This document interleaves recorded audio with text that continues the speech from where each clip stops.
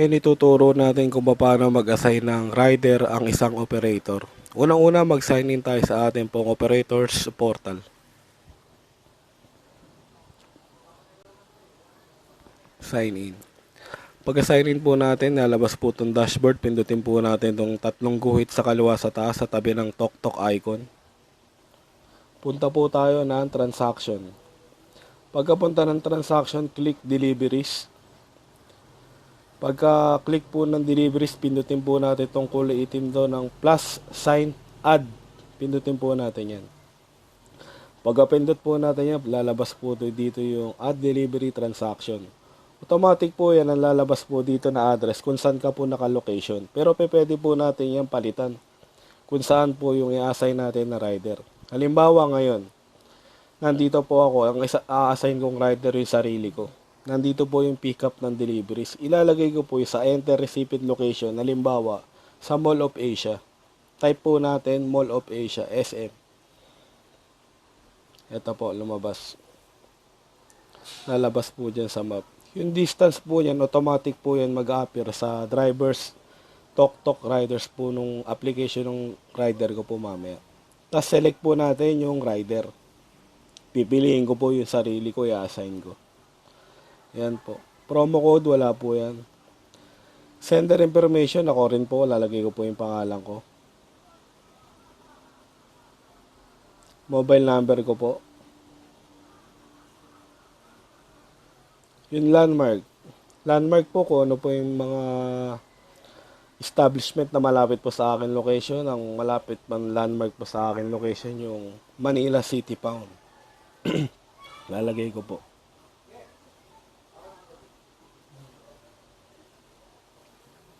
Ayan po. Order type sender, pwede ko pong ilagay dito kung scheduled po ba o ASAP.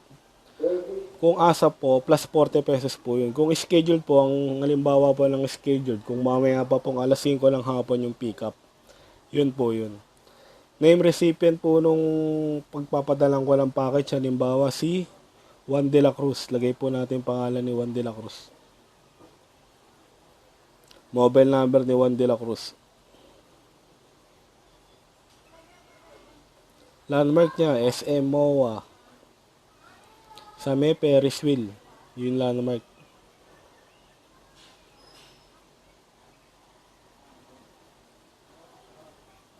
Yan po. Notes. Pwede po tayo maglagay notes. Kung ang ating mga ipapadala ay fragile, lagay po natin handle with care. Yung cargo po natin, kung alin po ba yun. Halimbawa, food. Lagay po natin food.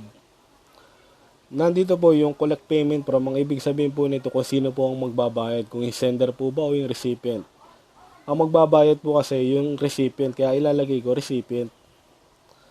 Select payment method kung cash on delivery po ba to o kung sa GCash po. Depende po yung sa pag-uusap ng dalawa po. Ang ilalagay na select payment po ay cash. Tapos yung pangalan ng pagkain, pwede rin po natin ilagay kung tokwa po ba yan, etc. Click nyo na lang po. Cash on delivery, pwede po natin ilagay yung pindutin yun, i-click. Plus 40. Tapos pagka nakikita nyo na po yan, na pila pa nyo po lahat ng nandyan, double check nyo po. Kung tama po yung pag-assign nyo po. Tapos po, ilagay po natin book. Pindutin na po natin yung book. Tapos pagka may ilalagay kayo na address, itatama naman ba kung mali po yung nailagay, katulad nito yung kulay pula. Invalid daw po. Lagay po natin ibang address. Halimbawa, sa lugar po namin sa Tondo. Yan po. Lumabas na po yung distance, 28 minutes kung ilan po. Yung presyo po nandito na rin po. Lagay po natin book.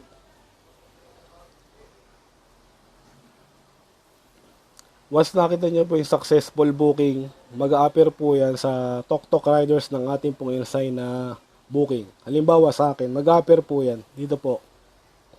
Pupunta po sa tok-tok riders app.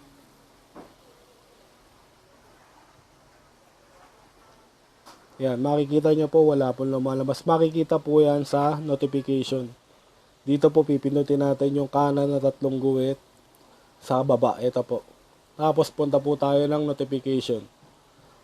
Pagkapunta ng notification, doon po natin makikita yung booking na inassign po sa akin. O sa rider na inassign nyo po. Pipindutin lang po ng rider po yan. Ayan po. Pagkapindot, ipindutin nyo po yung swipe left. Yung nasa taas na po yan para sa pag-accept niya po ng booking. Ganun po yung pag-assign ng rider sa ating pong operators portal. Salamat po.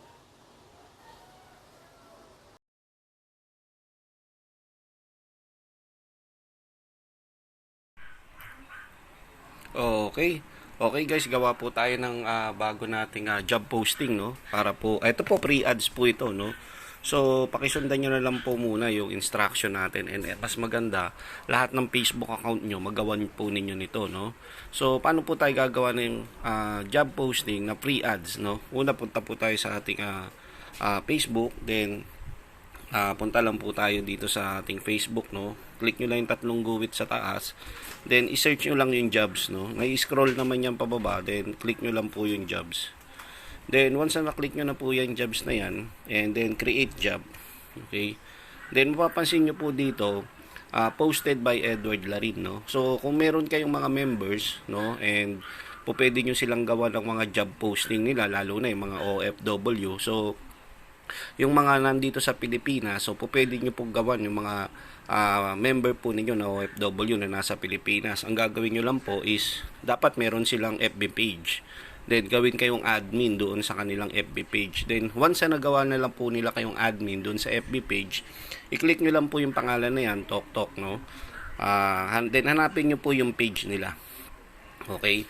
So, once na nahanap nyo na po yung page nila, that's the time na magagawa nyo na po sila ng page, no? So, this time, ang gagawin ko po is gagawa po ako ng sarili kong job post. So, ang nakalagay dyan is posted by Edward Larin. So, mapapansin nyo rin dito, for example, gumawa naman ako para doon sa aking page, na isang page ko. For example, ito, Tok Operator Rowena. So, dito mapapansin nyo po ninyo dito, receive application by.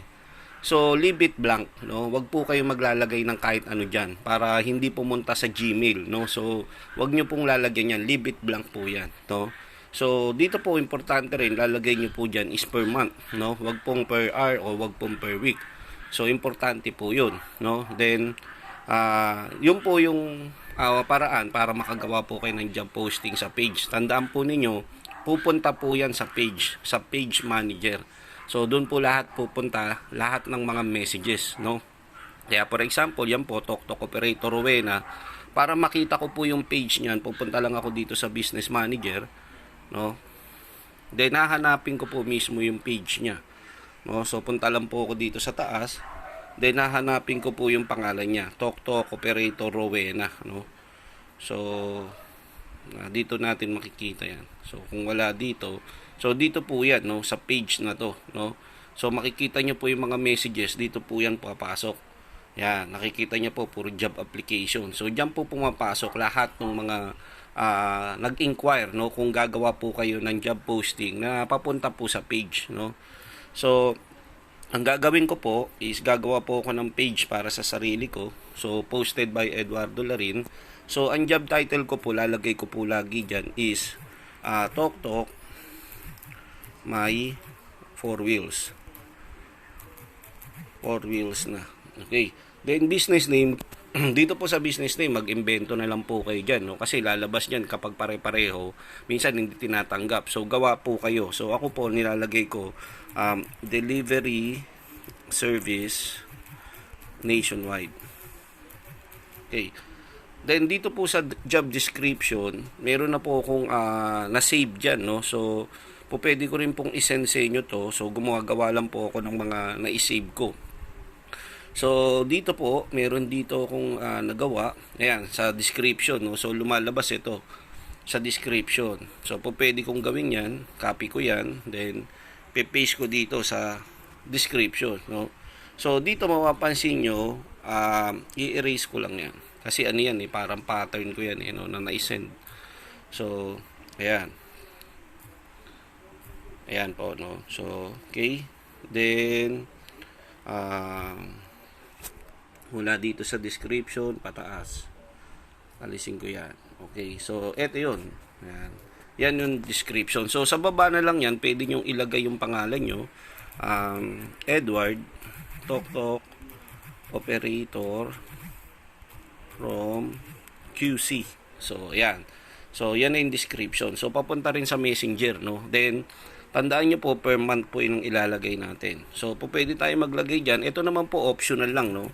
So, pwede kang maglagay ng 30,000 to 50,000, for example. Then, work location, ito yung importante.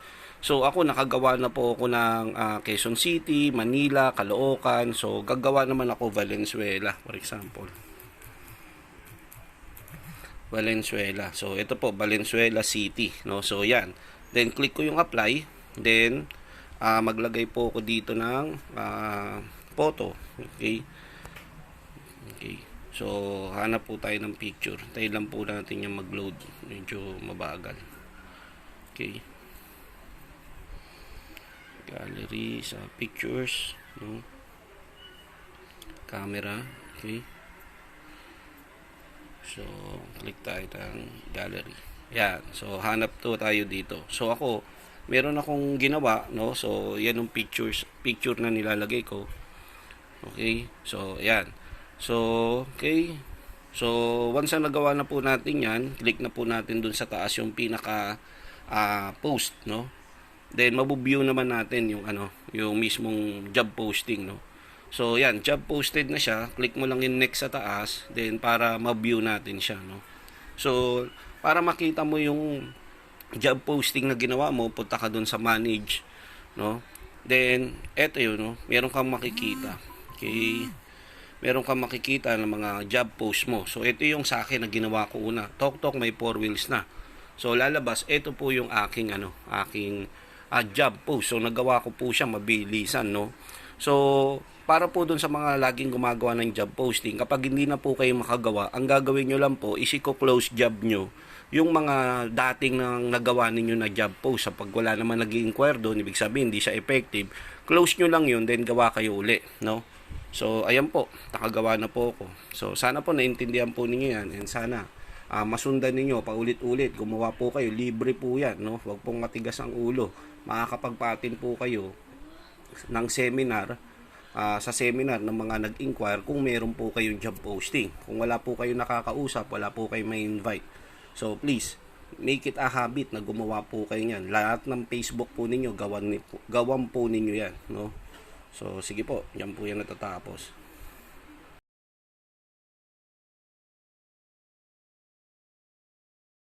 Ngayon po gagawa po tayo ng sample video kung paano po natin i-register yung driver po natin sa TokTok. Sa ating po mga operator, unang-una pupunta po tayo dito sa ating pong operator portal po.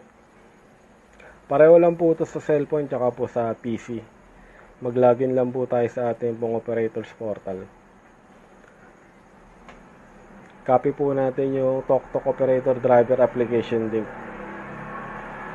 Tapos i-paste po natin dito. Lalabas na po di yung welcome to TokTok franchise operator, yung operators link number po. Unang-una po, example, i-encode po natin yung pangalan po nung driver po na nag-apply po sa atin. Example, si Juan de la Cruz.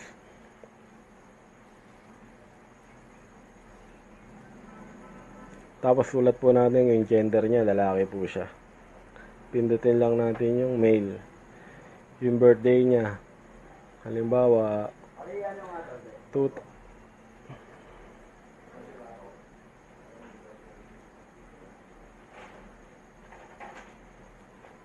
tignan lang po natin. Halimbawa, 1980.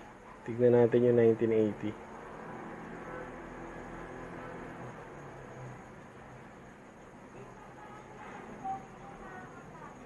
Yan po. Click natin yung 1980.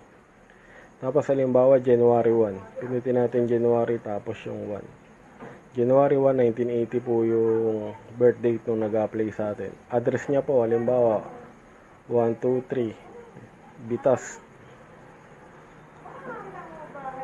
Tondo, Manila. Tapos yung subdivision niya, kung ano lagay niyo, Manila. Barangay, kung barangay 123 Lagay po natin. Then yung search region, NCR po yung ilalagay po natin kung nasa Metro Manila po siya. Kung hindi naman po, makikita nyo naman sa application niya yung region niya. Kung ano po yung region na nakalagay din sa application niya, yun po ilalagay natin. Example po ngayon, NCR. Pindutin po natin yun. Province, Metro Manila lang po ang atin pong ilalagay. Wala na pong iba. Tapos, kung taga Manila sa Manila po ilagay natin. Tapos yung postal code ng Maynila kasi sa Tondo 1012. Tapos Philippines, okay na po yan. Tapos contact information po nung driver na nag-apply sa atin. Halimbawa po,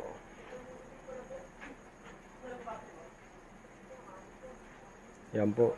Gagayahin nyo lang po kung ano po yung sinulat nyo, yun din po ilalagay nyo.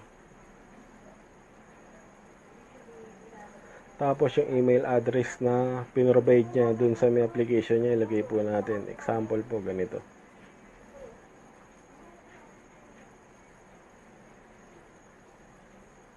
Sample mo natin, Juan de la Cruz.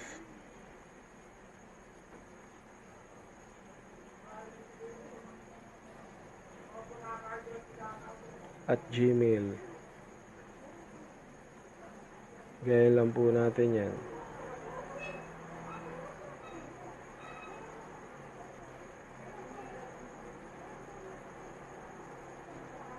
Yan po. Tapos yung password, tayo po yung maglalagay ng password na ito.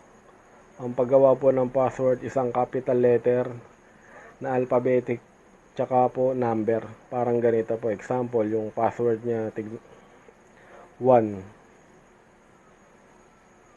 Isin po natin.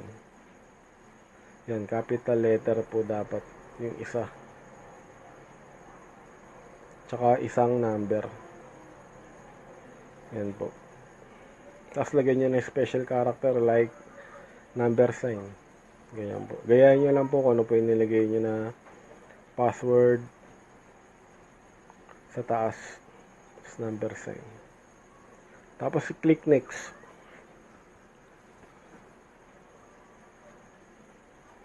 Oh, hindi pala nag-match. Ito pala. Pagka ganyan, ituturuan naman po kayo kung hindi po match yung mga nilagay nyong password. Next nyo po. Pagdating nyo po sa next, ilalabas po rito information po ng driver sa lisensya niya. Ilagay nyo po yung license number niya. Halimbawa, N0. Tapos yung validity niya kung kailan, kung 2021 ba, halimbawa. Tapos yung validity niya kung kailan, kung 2021 ba, halimbawa, October 28, 2021. Click nyo lang po yan.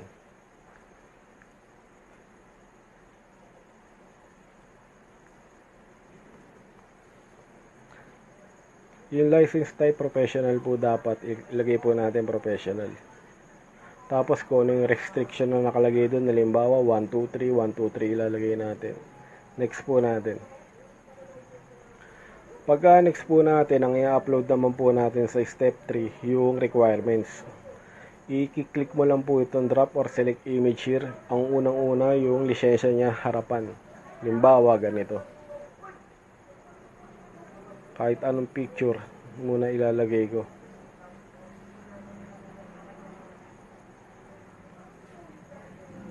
Tapos NBI clearance, kahit ano muna, for example lang para makapunta tayo sa next. Tapos next po natin, yung drug test naman po optional, pwedeng wala, pwedeng meron. Ito po yung requirement sa number 3 step. Driver's license, harap likod, NBI clearance, drug test. Optional po, pwedeng wala, pwedeng meron. Then click next. Pagka-click next po natin, lalabas naman po yung vehicle information nung nag-apply sa atin. Halimbawa, van shop, nakalagay po rito lahat nandito na. MPV, 300 kg, sedan, small truck, van. Ang pipiliin po natin, sedan, halimbawa po. Sedan po yung mga kotse, vehicle brand. Halimbawa, ang Honda. Lalabas po rito, Honda. Click nyo po yung Honda. Pero sa vehicle brand po, lahat na po nung brand, nandito na po, naka-update na po kasi siya. Halimbawa, Baliktad natin, gawin nating Toyota. Nandiyan na po, lalabas na po. Hindi po katulad nung unang labas po nung registration, hindi po kompleto. Sedan lang po nakalagay. Ngayon, lahat na po, nandito na po lahat. Tapos vehicle model kung 2020 po, 2009, 2011, lagay natin 2020. Dalawa po ang sa 2020 lumalabas, kahit po muna alin niya lagay natin. Halimbawa Civic, Honda Civic siya 2020. Plate number niya halimbawa NN1234. Engine number, etc. Chassis number, lagay niyo po yung chassis number niya. Nirandom ko lang po to para po makapunta lang po tayo sa next. Upload po natin yung ORCR niya. Dito po click po natin yung OR. Upload. Tingnan. Yung CR niya. Hanapin niyo yung CR niya na nakasave sa'yo. LTFRB para lang po to sa 1,000 kg na sasakyan. Halimbawa po ng L300 truck. Pero po sa sedan, sa SUV, tsaka sa MPV o MVP, hindi po kailangan, pero required po siya, hindi po kayo makaka-next step, kaya pwede nyo pong ilagay muna kahit ano. Ayan po. Tapos yung OR validity niya, kung kailan po, makikita po yun dun sa may original receipt, sa may LTO po. Halimbawa, October din pinili natin dun. Ayan po. Vehicle color, kung anong kulay po na sasakyan niya. Halimbawa po, white. Itong add another vehicle, wala po ito. Huwag niyo po itong pipindutin. Punta na po tayo sa next. Pindutin po ulit natin yung next. Pagka-pindot po ng next, ipapakita niya po sa iyo lahat ng in-encode mo kung tama ba o mali. Pwede mo siyang balikan kung nagkamali ka eh. Tignan niyo po, i-review niyo po yung nilagay niyo po dyan. I-review niyo kung may mali. Kung sakali mang may mali, pipindutin nyo lang yung previous. Dito po sa baba, eto. Babalik ka na dun sa previous. Kung saan ka may gustong palitan, pwede mo siyang palitan. Punta ka ulit sa previous. Kung wala namang mali, next lang ulit. Tapos, next lang ulit. Yun po. Dito po, maraming nagkakamali. Kailangan po, i-check nyo po itong I hereby confirm. Ito po. Check nyo po yan. Yan. Tapos, pindot na po kayo ng CAPTCHA. Kung hindi nyo po mabasa, refresh nyo lang po. Yan po. Ang nakalagay po, 0 or O Y 7 tsaka capital G. Pagka naano nyo po yan, submit nyo na po, pindutin nyo na yung submit. Di ko po pwedeng pindutin yung submit kasi mali-mali po yung information. Pero, ganito po ang tamang pag-register sa ating po mga driver. Ayan po. Sana po nakakuha po natin. Salamat po.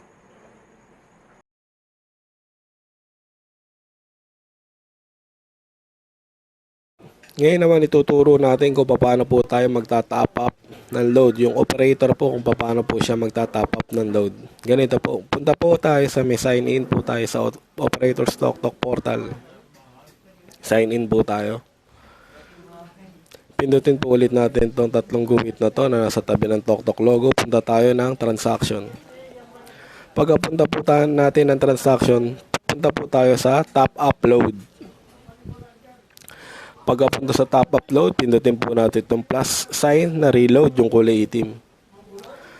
Pagpunta po natin dito, piliin po natin kung magkano po yung ilo-load natin ng mga available na po pwedeng i-load ng isang operator sa kanyang operator dashboard ay 2,000, 5,000, 10,000, 15,000, 20,000. Pindutin natin yung 2,000 kung 2,000 lang yung ipapaload.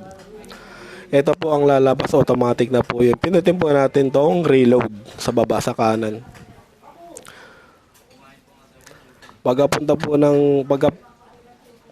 ng reload, ito po yung lalabas. Yung good day, welcome to PayPal na po yung payment portal. Piliin natin kung paano tayo maglo-load, kung sa ating po bang JC Wallet, sa ating bang credit card, online banking, sa video. Ito pong online banking na to. Ito pong over the counter bank. Tsaka ito po yung Bayad Center, LBC, BPI, kung saan po yung pinaka-accessible sa inyong lugar. Pero pinaka-accessible po rito, ito pong GCash, yung mobile payments. Pindutin po natin yung GCash.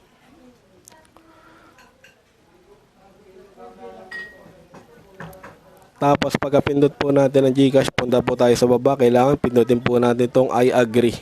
Tapos proceed po tayo. Hintayin lang po natin mag-loading yung DragonPay.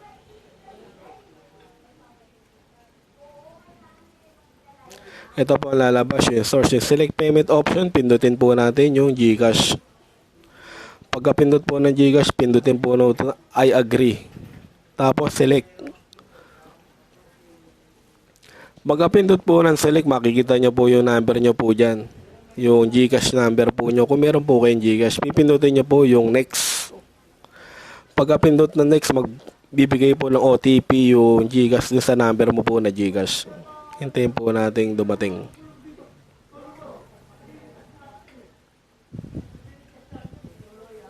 Ito po, dumating na ang GCash 117203. Pindutin natin yung next. Pagka-pindot ng next, pupunta po yan. Kung ano po yung password ng GCash nyo. Halimbawa, ang password ng GCash nyo, ito po, access po natin yung sa akin.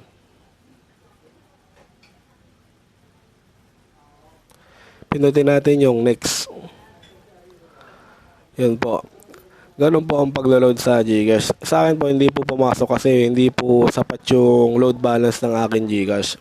Pero pagka sapat po ang load balance nyo sa GCash, ang paglo-load po ng 2,000, 2,060 pesos.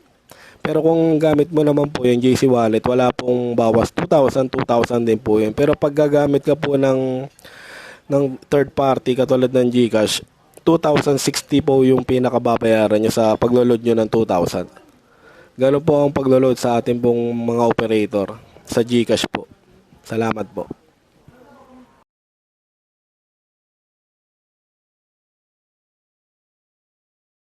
Ngayon, ituturo naman natin kung paano natin i-register yung ating pong mga rider sa TokTok. Unang-una, mag-sign in po tayo sa ating pong operators portal.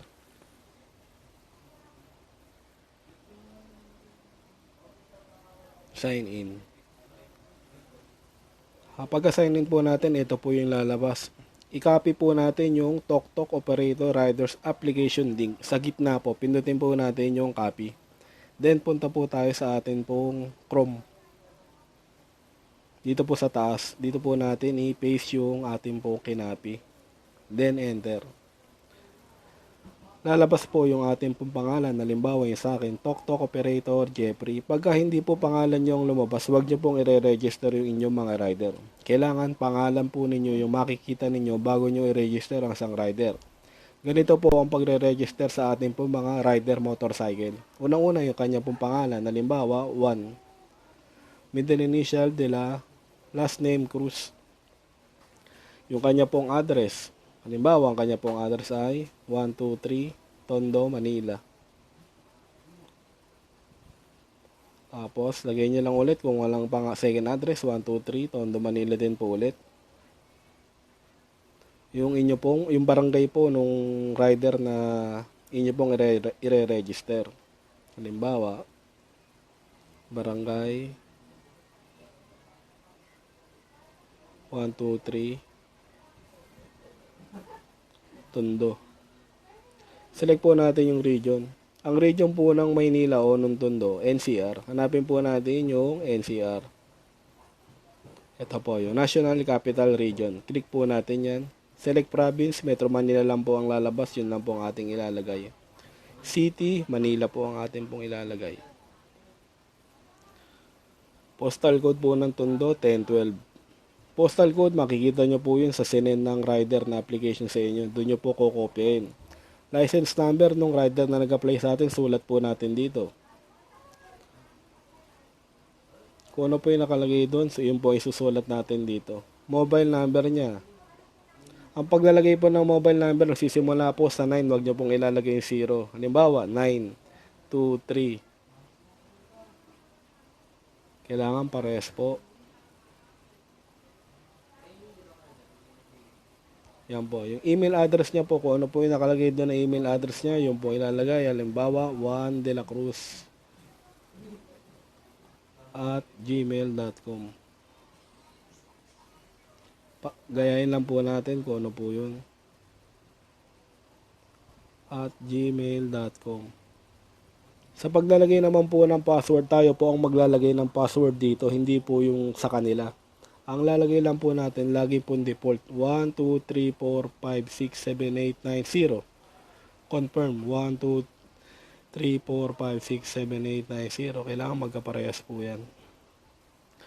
Vehicle information, kung motorcycle po ang ilalagay. Vehicle brand, kung Honda, Kawasaki, KTM, Rusi, Suzuki, Yamaha. Pagka wala po dyan sa nabanggit, pipindutin nyo po yung others. Halimbawa, yung sa akin po, ang motor ko po, Yamaha. Vehicle model. Yan, nalagay po natin 150cc, kung 110cc, kung ano po yung sinend po nung application ng rider. Plate number niya po, kung ano po yung plate number na nalagay dyan. Kung wala siyang plate number, yung kanyang yung conduction na number, yung marami. Halimbawa sa akin, yung marami. 1366000000288876. Yan po. Yung engine number niya po, sulat niya po kung ano yung engine number dyan. Yan, dyan niya po ilalagay. Chassis number, kung ano yung nakalagay na chassis number dun, ilalagay nyo lang po dito. Niraramdam ko lang po, for example lang po. Tapos sa requirements needed po, ang unang-una pong nating i-choose file, yung harapan ng driver's license niya. Choose file, pindutin po natin yan. Pagka pindot po natin yan, lalabas po dyan sa may cellphone nyo, yung lisensya nung rider na in-apply nyo. Kailangan i-save nyo po yung lisensya niya sa cellphone nyo, sa photos nyo. Para pagka pindot nyo po ng choose file, lalabas po yung lisensya nung rider na i-register. Pangalawa po yung driver's license, yung nasa likuran. Kailangan nakasave na po yun sa photos nyo para yung likuran ng driver's license, yung po ma-upload. Yung ORCR po nung rider na nag-apply, choose file din po. Pagka-choose file po kasi nito, dedirekta to sa photos nyo. Kaya kailangan lahat ng requirements ng rider nakasave na po sa photos natin. Yung NBI clearance niya, pinutin natin, choose file, nasa photos po natin yun, hanapin natin. Drug test, optional po to, pwede mong wag ilagyan, pwede mo ring lagyan. Tapos mag-refresh ka lang po. Yung captcha lalabas dito, halimbawa yan, lumabas.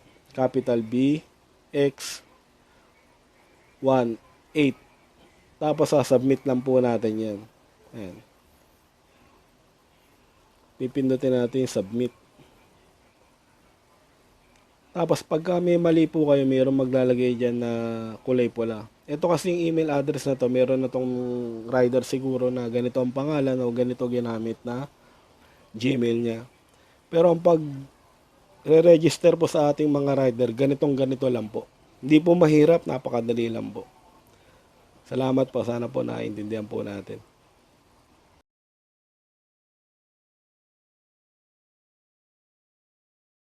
Ngayon ituturo naman natin kung paano mag-send ng load sa ating mga rider. Unang-una, punta po ulit tayo sa ating pong operators portal. Mag-login tayo. Sign in. Pagka sign in po natin, pindutin po natin yung tatlong guhit sa may tabi ng TokTok logo sign. Ito po sa kaliwa sa taas. Pagka pindot po natin yan, pindutin po natin yung transaction. Pagka pindot po ng transaction, hanapin po natin yung send load. Pagka hanap po natin ang send load, ito po ang lalabas. Pindutin po natin ito nasa kanan na itim na ito na plus send load. Pagka-pindot po natin dyan, yung rider, makikita po natin dito yung credit, yung payment status, etc. Pindutin po natin yung select rider. Pagka-pindot po natin ang select rider, piliin po natin yung rider natin pong loloadan. Halimbawa, ito po yung mga lumalabas sa pangalan ng number. Halimbawa, yung sarili ko, loloadan ko. Pindutin ko po yung pangalan ko. Pagka-pindot po ng pangalan ko, lagay ko po yung credit value kung magkano po. Minimum po 100, 200, 500, 1,000, 1,500. Pindutin po natin yung magkano yung pinaload ng rider sa atin. Halimbawa, 100. Select payment status, pwede po natin itong iwanan o hindi. For ano lang po ito for the record. Kung nabayaran na po natin para hindi tayo malito, lagay po natin paid na. Kung hindi naman po nababayaran, lagay po natin for payment. Status lang po ito para malaman natin kung nabayaran na po yung rider. Pagka for payment o hindi niya pa nababayaran, mas maganda, nabayaran niya na, lagay natin paid. Tapos pindutin po natin itong nasa baba na send. Pagka pindot po natin ito na send na button na to, within 1 seconds maloload na po sa rider yung pinaload niya po. Ganun po ang paglo-load sa ating pong mga rider. Salamat po.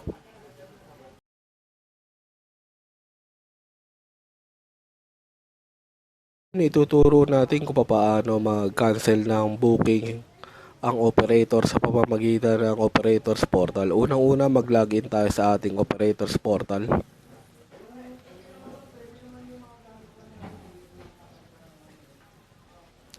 Tapos pindutin natin ng tatlong guhit sa kaliwa sa kanan. Punta tayo ng transaction. Pagpunta ng transaction, punta tayo ng deliveries.